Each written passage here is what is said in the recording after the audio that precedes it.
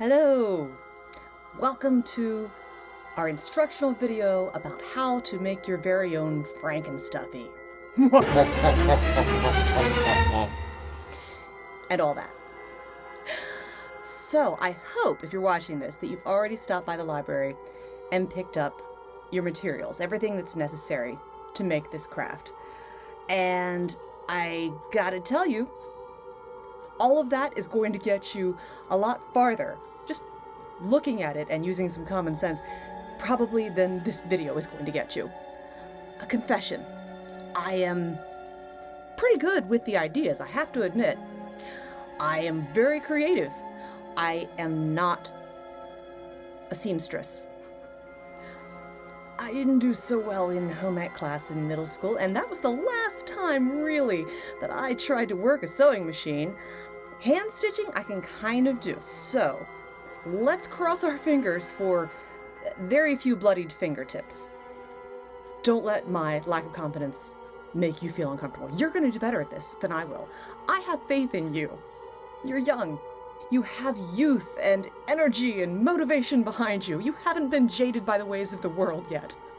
Let's talk about what we've got, shall we?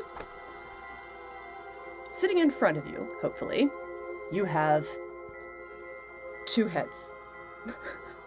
My sample heads that I brought home.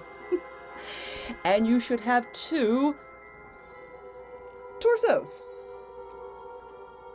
And besides that, you should have an eclectic assortment of limbs, legs, arms. Maybe you grabbed wings, maybe you've got flippers. I don't know what you took home. Limbs, in any event.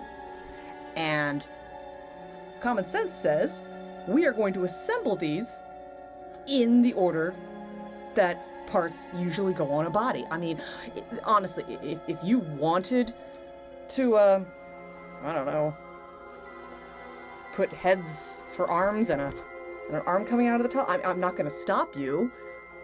It would be interesting. But just for the sake of this tutorial, we're going to do it the logical way.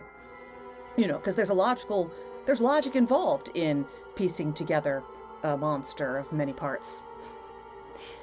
Alright, so, from what you took home, it might appear that you are going to make two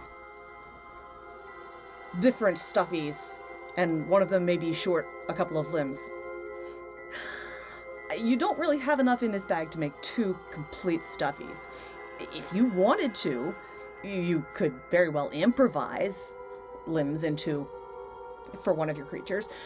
You could get some stuffed animal limbs of your own, or you could be creative. Who says it has to be a stuffed animal limb? I've got a perfectly good pen arm right here. You do you. But the primary reason that we went with this is because I don't want to limit you. And if you decide that what you really want is a two-headed monster,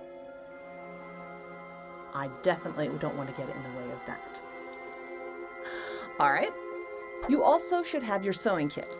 In it, you should have not one, but two skeins of embroidery floss. One in a more gory or science fiction appropriate color, maybe red, maybe green, maybe black, and the other in a more neutral color because, well, you might want to have this for more subtle areas. It's something you might camouflage into the fur or scales or whatever your animal is built of. You also have a needle because, well, you're going to need that. And you're going to have two of these little clips. These clips are going to come in handy. They're way better than, say, pins, because pins get fiddly and it's hard to see what you're doing. But these, for example, if I take two pieces of fabric and I clip, and then I clip, I can stitch between them. And as I get to the end of that, maybe I take this side out and I clip again, and I just keep going. These are really handy. I wish these had been around when I was not doing well in home ec class. you might run out of string. The nice thing about embroidery floss is that it's multi-strands. If you use it as it comes off of the skein, off of the roll, you're going to get a nice, big, thick strand. And that'll work. But you can also peel it in half. I think this one has 6 ply. If you get 3 and 3, you can end up stitching a lot more. But if you really, really, really wanted it to be thick and you do run out, just come on back to the library. We'll hook you up. Just ask. So, shall we get started? Here we go. Alright, so we're going to work on a couple of stitches that'll work for this project. And I'm going to start by demonstrating them on a piece of cloth, well, 2 pieces of cloth, so that you can get the general idea before we transfer this over to our stuffed animals. So this side is going to be my neck, and this side is going to be my head. And you're going to just overlay them a little bit. We'll talk more about the practicalities when we get around to the stuffed animals themselves, alright? But let's say I've got the neck fur here. I take my thread, and just for my sake, because it's good to work with a manageable piece, I cut off a length. It'll take me a little way. Tied a knot in one end. Can you see the knot? And threaded the other end through the needle. Okay? Now, coming from the underside, pretend I'm going to go into his neck, right? I've got to secure my knot, right? So that's going to go through. And now that I've got that secured, now I'm going to take and I'm just going to pinch a sewing area, right? Just like that. So now I've got his head, his neck. I'm going to take this and I'm going to go, let's see if I can show you this. Not straight up, but in a little bit. And I'm going to go through the head at an angle, right? And then come through. This is the head. You see what I've done here? And I've made a line there. Now, I'm going to come back down, crossing over my first. This is tricky. Okay, guys. I know. And I'm going to go through the neck again. It's a little easier when it's 3-dimensional, too. And the same kind of thing. And I've made, you can kind of see an X there. Once I do that, back up at another diagonal angle, come back through in my head, cross down again,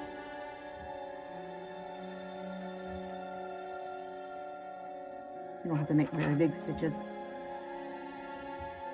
and you can see now I have 2 X's.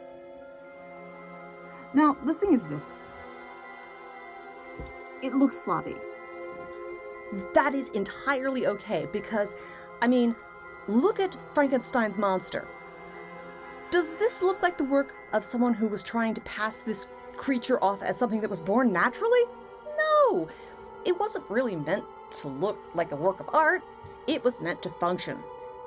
These stitches, they sort of convey that sort of, that idea of handmade, roughly made. It's ugly chic. Yeah, that's why we're doing it like this. We intended it to be ugly, and it has nothing whatsoever to do with our skills. And if anyone asks, that's the answer we're going with. Now I'm going to show you the second way to do this. It is faster. I will tell you, it is faster. It might not look as neat as our little X's here in terms of a work of art, but it gets the job done too. We start the same way. Needle threaded with a length of thread, knot on the end, and we anchor that knot by coming in through from the inside of the neck. Once we've done that, let's get a good pinch. And then another good pinch to mark the area that we're going to be working. And here's what we do. We're anchored. We're just going to... Oops, don't get caught on your thing. Oops, I went over my thing accidentally. Don't follow what I'm doing, kids. Right? And I'm just going to keep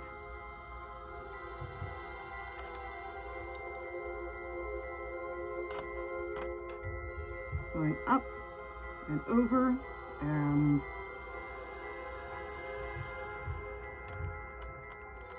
over and over. This is called a whip stitch. I remember the names of the stitches, even if I lost my thread. Well, you get the idea though. You see? Over and over and over and over. When you pull it, it'll hold. It doesn't look as neat as the X's, but if you get really frustrated with trying to make the X's, this will work too.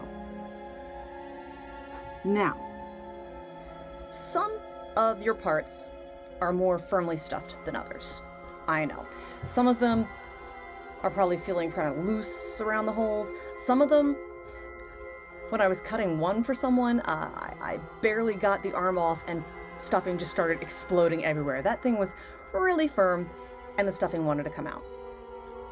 No matter what your stuffing level is at with your body, the first thing you want to do is take some out. You can hang on to this. Trust me. You're going to be hanging on to it. But you want to give yourself some working room with the fabric. Get it to the point where you've got a decent amount of slack in this thing, right? Fabric, not fabric and stuffing. All right? There's a reason for that. And that is just because it gets easier to see what you're doing when you're doing that. And the same thing with whatever part you're sewing on. Just remove a little bit of the stuffing so you've got fiber. And now, here we go. I'm going to start with my needle, thread, my knot. You can kind of see it.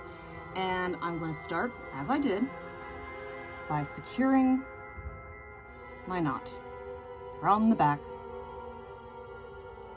of my torso. Got it? Good.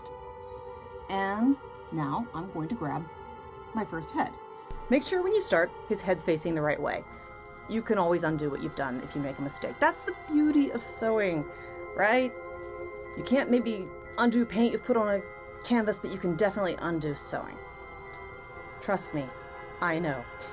All right, so I'm going to take this little bit here, make sure I've got fabric. I'm going to put his neck fur on top of his neck underneath of his torso. I'm going to grab my clips. Let me just get them clipped here and I'll show you. It's good to clip on the other side of where you've got your needle, your yarn started. You don't want to try to sew through a clip. That's a pain in the neck. See what I did there? Okay. So, I've got him clipped. 2 clips. And now we begin, right? And I am going to go up into, I'm going to go at an angle up here into his head.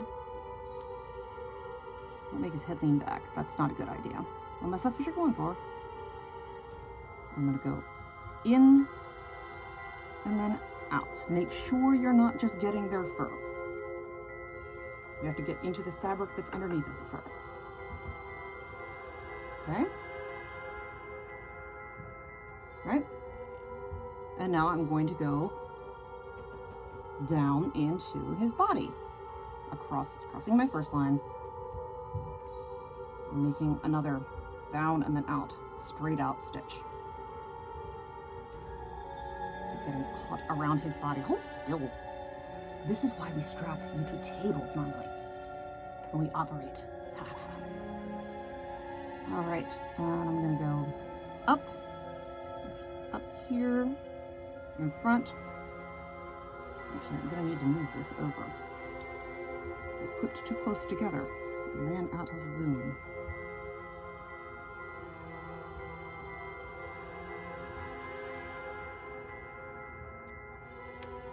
Is he gonna be? Yeah, he's gonna be fine. All right. Up top in his head, in and across.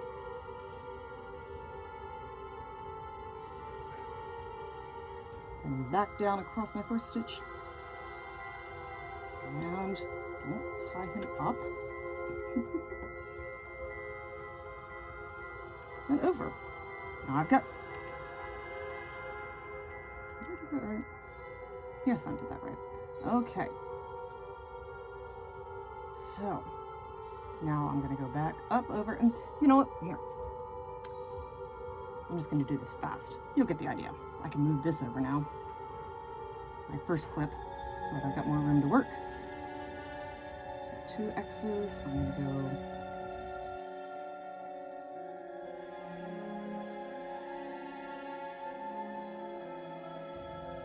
and over. It's basically up and then backwards, down and then forwards. Up and then back, and then cross our first.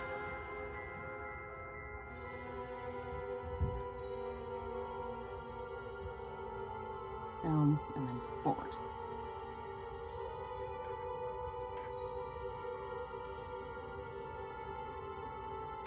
I've got 3 X's there now. You kind of get the idea, right? I don't need to show you every single stitch. That would get boring, I think. I imagine you're not going to be sitting here sewing in real time, too. So, let me just finish this. Then we'll come back.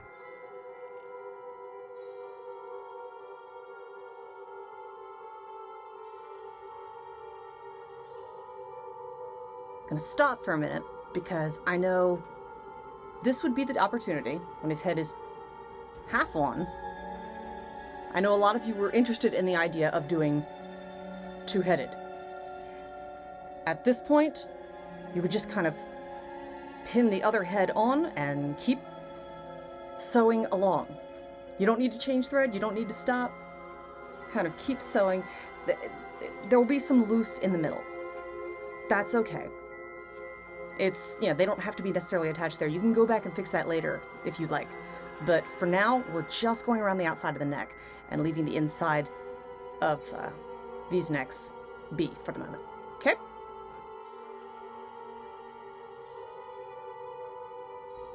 All right. When you get to your end and you have only like a little bit of space left, that's when you're going to re-add some of the stuffing that you took out, if you need to. If you just got that little gap, you take the stuffing and you just poke it back in the hole. Just fill that in with what was removed to make it a little more firm, right? Just replace what you took out. And now we're just going to sew up the rest of them. Now that we've got that stuffing back in there, this is also the opportunity you might take to maybe secure the two heads together to each other so that they don't flop apart and reveal stuffing between them. For the middle, I would not worry about making X's. I would just whip stitch those together.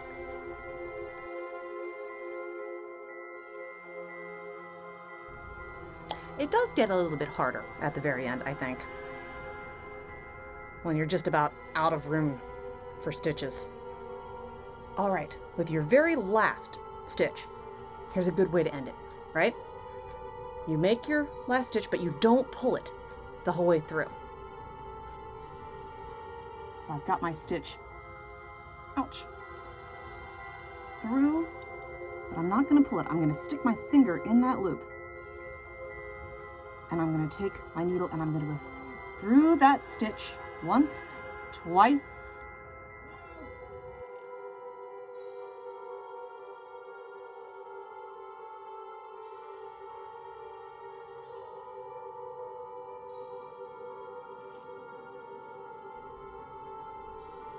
Adorable, right? Okay, so the same premise is going to hold with the limbs. You're basically going to take a limb, a foot, here in this case, take out enough stuffing to make it easier to work with, and when you've got enough loose fabric around the top, you're just gonna start the same way. I'm going to start by anchoring my knot.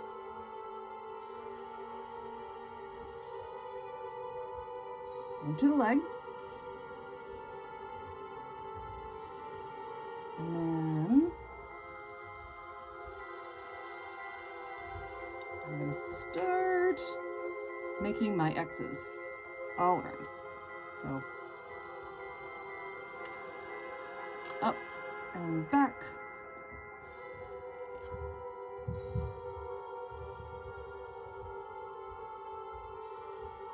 And then down and forward.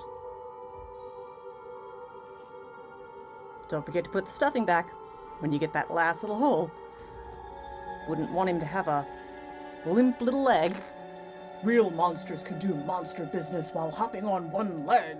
One thing you may run into as you're doing this is maybe the two pieces that you're trying to stitch together don't quite fit. Maybe there's too much fabric on one, not enough space to sew it into on the other. It's all right, because we're just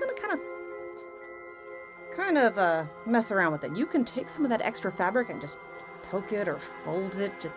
As long as you do it to the inside as you're stitching, once you get done sewing over it, no one will know. It's easier to go with the side that has too much fabric than to try to stretch the side that doesn't have enough. So always remember that. You can take away from your sewing, but you can't, well, I guess you can add if you happen to have a lot of Muppet pelt sitting around your house. You could always sew in some darts, but that's beyond my pay grade. Wait, are darts the things that make things bigger or smaller?